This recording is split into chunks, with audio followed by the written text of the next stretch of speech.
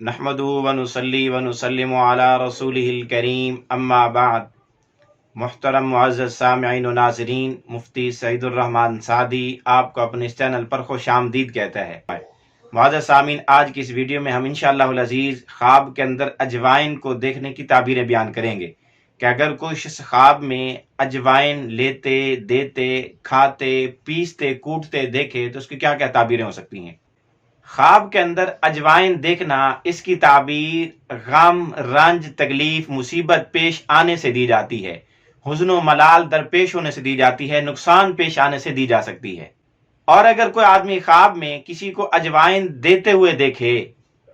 یا اجوائن کو پھینکتے اور گراتے، گھر سے نکال کر کے دور کرتے دیکھے تو اس کی تعبیر غم، رنج، تکلیف اور مصیبت کے دور ہونے سے دی جا سکتی ہے۔ اسی طرح اگر کوئی آدمی خواب میں اجوائن کو کھاتے ہوئے دیکھے، اجوائن کو لیتے ہوئے دیکھے، اجوائن کو پیستے کوٹتے دیکھے، استعمال کرتے دیکھے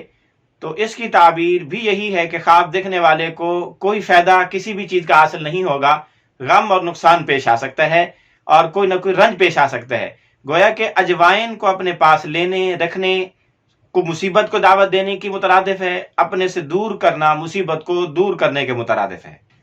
اسی طرح اگر کوئی آدمی خواب میں اجوائن کو دیکھے یا کھائے تو اس کی ایک تعبیر یہ بھی ہے کہ خواب دیکھنے والے کو کسی قسم کا کوئی نقصان اٹھانا پڑ سکتا ہے، کسی قسم کی تکلیف اور مشقت اٹھانی پڑ سکتی ہے۔